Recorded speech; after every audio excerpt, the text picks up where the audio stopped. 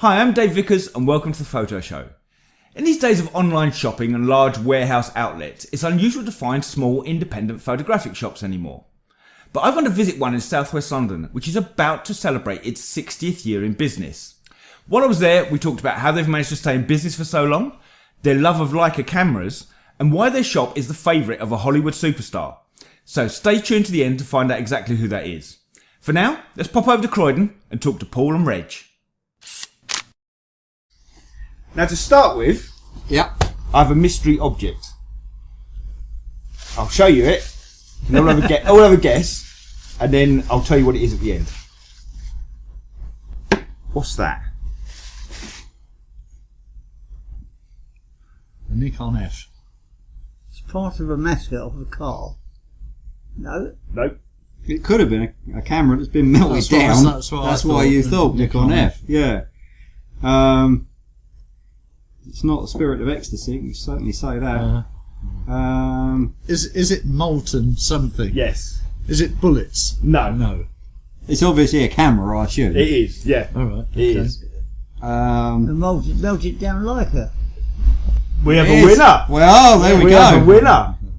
Nothing wrong with a bit of association, is there? No, that's right. It's actually an M4. So my father used to work there as a salesman years ago. Right. And at some point in the late 60s, there was a fire at the shop.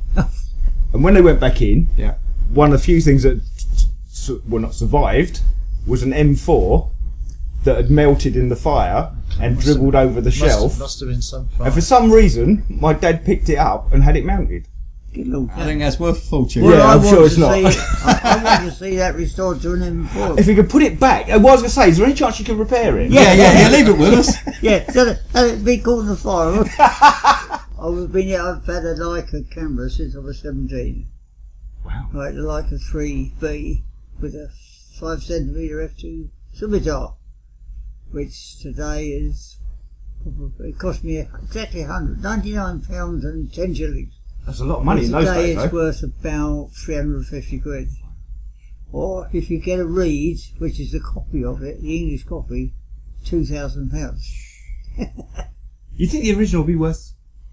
It's just numbers? not one of the collectible ones, Right. unfortunately. Yeah. It wasn't one of the Reed things that is was... very rare. But... So rare, in fact, that I have one in the drawer. Yeah.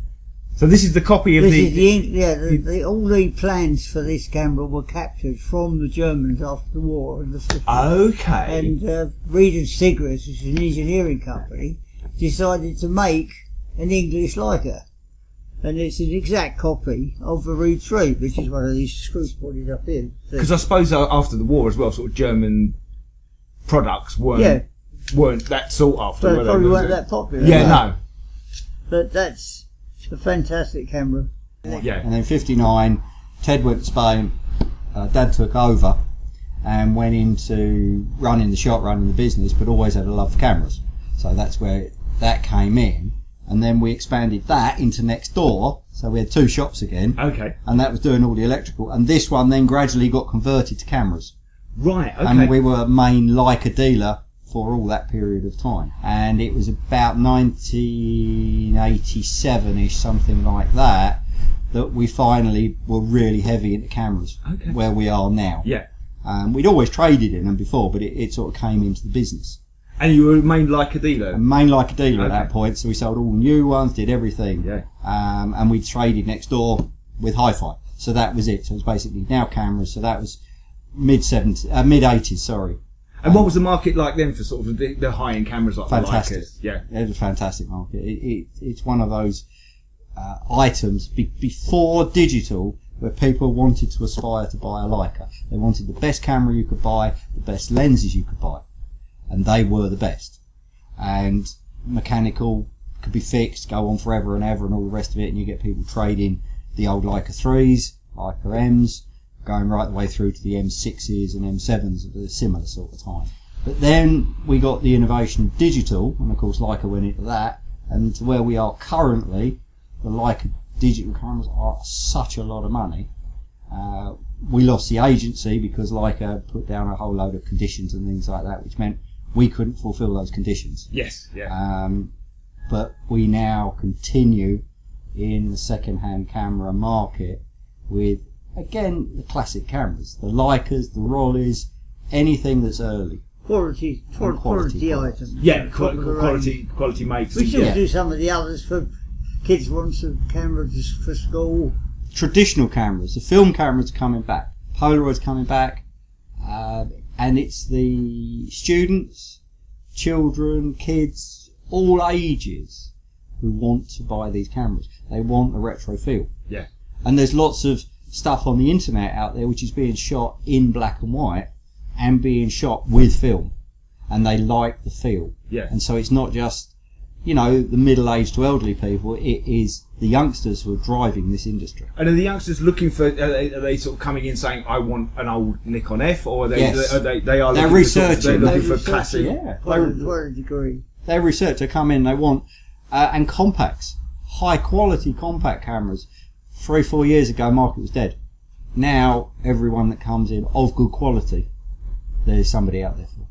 With the Leica side of the camera, you still sell new Leicas, or is it Oh, we all sell. second No, we hand? don't do. We used to. We don't, because of the conditions of Leica. Yeah. We can't sell new cameras. Okay. Because you have to, you know, have the agency, etc. So we concentrate on the classic pieces. A lot of our customers have been trading with us for years, and we've got lots of equipment.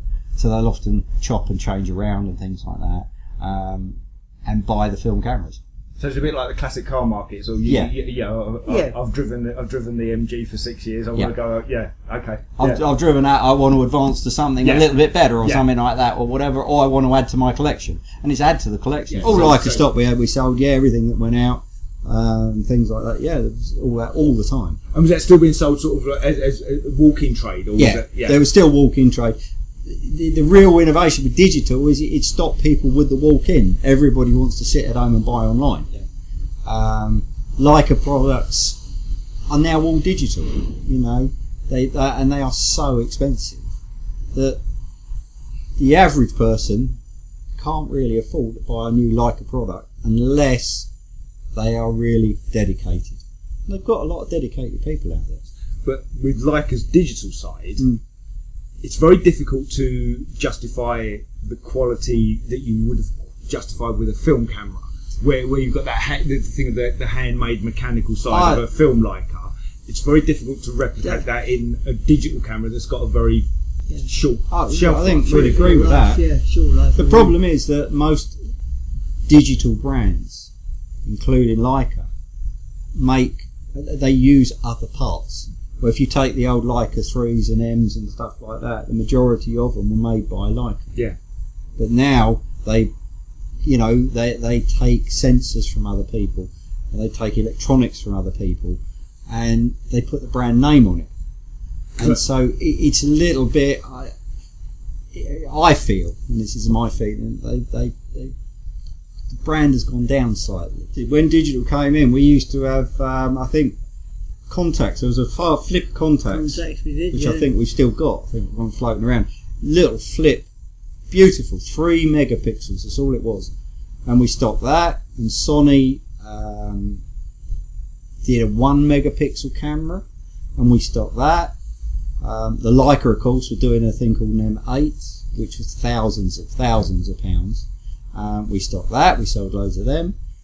But then the internet comes along in force. And people are very conscious of price, and they're not like £5 difference, they are tens to hundreds of pounds difference. So that then changed. We did a little bit of that for a time. Very difficult times with that was, and that's it. We'll concentrate on the old stuff, which Dad knows backwards, you know.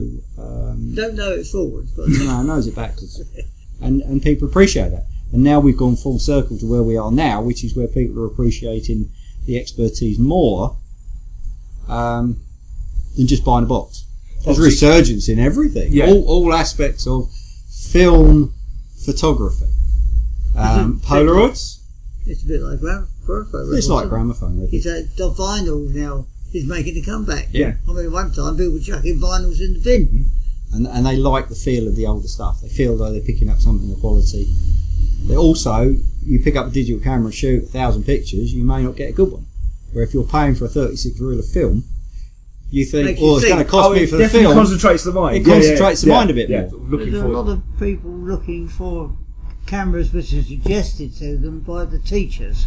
There's a lot of colleges still teaching on film. When one of the most popular ones is a K1000 Pentax. Okay. Because it's totally mechanical. Yeah. If the battery fails, it doesn't matter, you just get your hand meter out or and they were selling for about 80 quid, up way over £100, up to £200 for a mint one, as they come. And so people still buying them. That, for example, that would have been when it was new as film camera. Yeah, That would yeah, have probably yeah. been with a lens around about 250, today 50 quid. Wow. Well, this is the other thing as well. I mean, that will take photos as good as the day it was made. Yeah. Whereas a Nikon D100 is not likely to even sort of No, still be working. Fortunately, there's more and more people coming back to film. Yeah. So nowadays, that's the thing. It's a lot of second-hand cameras. All second-hand, Yeah. but everything, from folding cameras to box cameras to, the Leica, Hasselblads, Canon, anything that uses film. And we've got a lot of collectors who buy. We've got one of our customers who's got 3,000 cameras, and they buy them and they just like them. They don't necessarily use them, but they just like them. How did Kevin Costner end up in your shop? Back in 2014, a guy walks in the door. He goes, "You'll think it's a very strange request. I work for a film company. We're looking to find a shop in Croydon to use as a pawnbrokers." And both Reg and I go, "Well, there's lots of pawnbrokers in Croydon." No, our director wants texture. I'm going, "What, you're an old shop?" He goes, so okay, fine. So next thing we knew is props people were in and out all day long. Filled the window up with fake Louis Vuitton, clocks, bags, anything that made it look like a pawnbroker's. And about 11 o'clock, Mercedes pulls up, out jumps Kevin Costner. He's nice as anything, he's a really nice guy. Hops in, looks at the shop. They set the shop up next door where they could do all the viewing of the images. Came in, spent about 4 hours here, in and out the shop. Came up, said hello, had pictures done with him, and just a real nice guy. And the whole of the team were actually. And the shot out of that section, they took probably about 40 seconds to go in the movie, where he just walks in as wants to pawn some items, dumps them on the counter, and the guy goes, yes, no, whatever, and then out he goes. And that's our 15 minutes of fame, which was probably about 45 seconds. But it took them 3 days to shoot it, and it was great fun in the movie. Fantastic. Great You just touched story. on about regulars coming in. Yeah. And we've got Eric with us. Eric, he's only allowed in if he brings Bernie So in. let's bring Eric round again. Come on, Eric. For a little bit. Eric's saying that you get a lot of regulars coming here, and it can almost be like a meeting place for Yeah. it's camera like a little enthusiasts. club. It's a club. A little club. And people just come in and just chat and just. Oh, yeah. Oh yeah. Yeah. You come in, have a natter and drink tea, coffee, and have a They natter. bring in bags of biscuits and milk and tea and Make a everything. day of it. Dogs. Yeah. Yeah. Dogs. Bring the dogs in. Eric brings his Bernie. So one of the other things that's happened with sort of having regulars here is that you're exhibiting some of Eric's photos. Oh yeah, here. yeah. Always happy to help Eric and all our local friends. So I mean, is this the first time you've done an exhibit here, or is it Yeah. yeah? First time Eric's idea. Yeah, You know, just he a came in. nice little thing to celebrate their 60 long years, 60 long years, and and they were very happy to do it. And they look fantastic. They look brilliant. yeah. Again, I mean, this is shot on digital, but I'm an old film user, and was happily using old Nikons and stuff from back from the sort of late 60s onwards, and I've still got film cameras at home, and I'm still very interested in the stock they've that's got. right, yeah. Appreciate the knowledge they've got. I might not shoot much, but I'm still an old film user at heart. I'm just hoping that I shall still be here when I'm 100. I'm sure you will, Reg. I'm Yeah. sure you will. We There's still a few do. years to go yet. I think we're for our very small place in the world, we enjoy ourselves to the best of our ability, and keeps Reg going, keeps his mind focused and things like that on business. You know, a lot of people as you get older have nothing to do, where he never has nothing to do. Yeah. You know, and being happy with what you're doing is a rare thing in any work. It keeps him out of mum's way. You know, that's the other thing. You know, so everybody's happy, all done. So, and the people we've got as customers, friends, like Eric, lovely people, and collecting new ones all the time, of all ages. You know.